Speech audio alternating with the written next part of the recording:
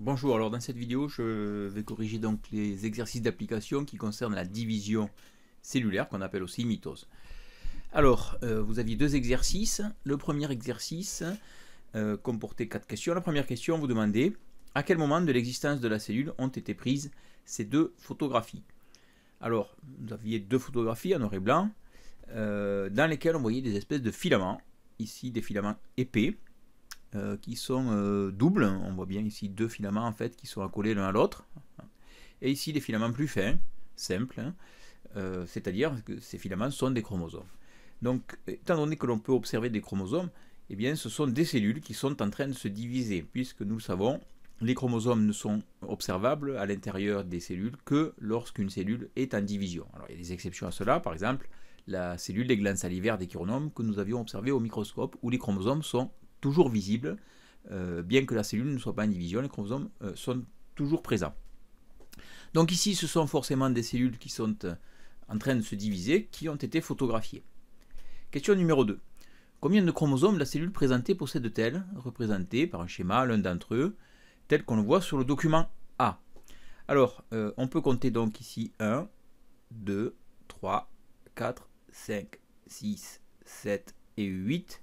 Donc c'est une cellule qui comporte 8 chromosomes. Alors ce n'est pas une cellule humaine, puisque on sait bien qu'il y a 23 paires, 46 donc, chromosomes dans la cellule humaine. Donc c'est une cellule d'une autre espèce, peu importe, ce n'est pas une cellule humaine. Ici on peut aussi voir qu'il y a le même nombre de chromosomes, mais répartis en deux lots. Alors on va voir ça tout de suite après. Comment peut-on représenter un des chromosomes parmi ces 8? Eh bien il fallait le représenter formé de deux filaments accolés, c'est-à-dire de deux chromatides accolés par le centromère.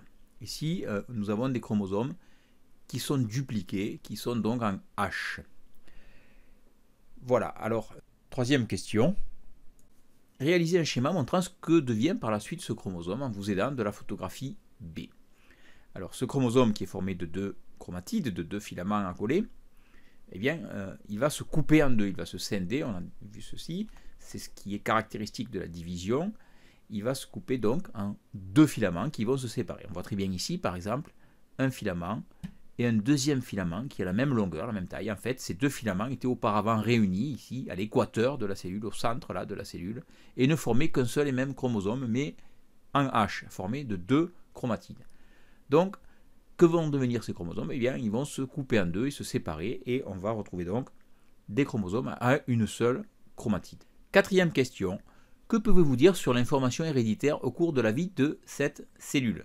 Eh bien, nous avons vu que grâce à ce mécanisme de duplication de l'ADN et de duplication des chromosomes, puis de séparation des chromatides, qui conservent le nombre de chromosomes de part et d'autre, eh bien, nous allons avoir une conservation de l'information héréditaire dans les deux nouvelles cellules. Le programme héréditaire, le programme génétique est réparti de manière égale dans les deux nouvelles cellules. Il est conservé, et ceci parce que, avant d'être divisé en deux, il a été multiplié en deux. Chaque chromosome a construit une copie de sa chromatide. Chaque filament d'ADN s'est dupliqué. Deuxième exercice. Combien de divisions cellulaires sont visibles sur le graphique ci-dessous? Alors ce graphique, qu'est-ce qu'il montre? Il montre, toujours pareil, on commence par observer les légendes des axes, il montre l'évolution du nombre de molécules d'ADN par cellule en fonction du temps.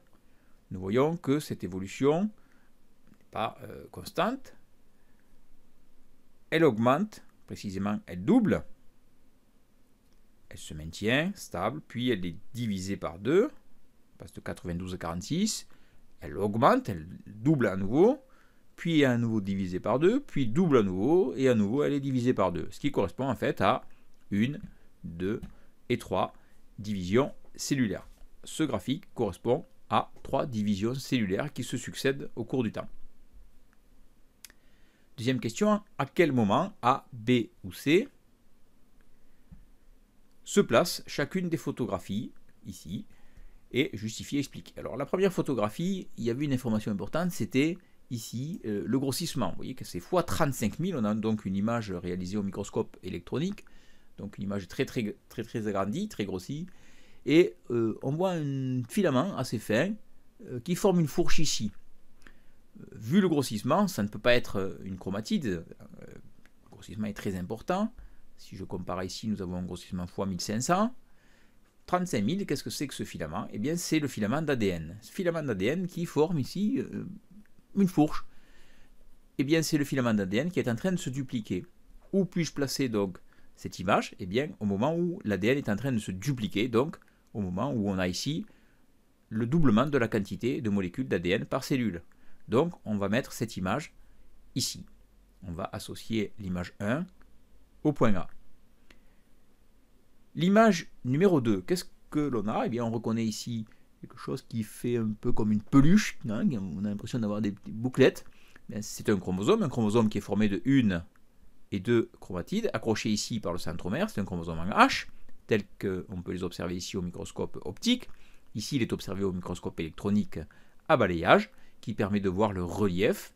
Et donc, puisqu'il est formé de deux chromatides, la duplication de l'ADN a eu lieu, le chromosome est apparu, nous nous trouvons donc à ce niveau-là, et donc cette photo correspond au point C.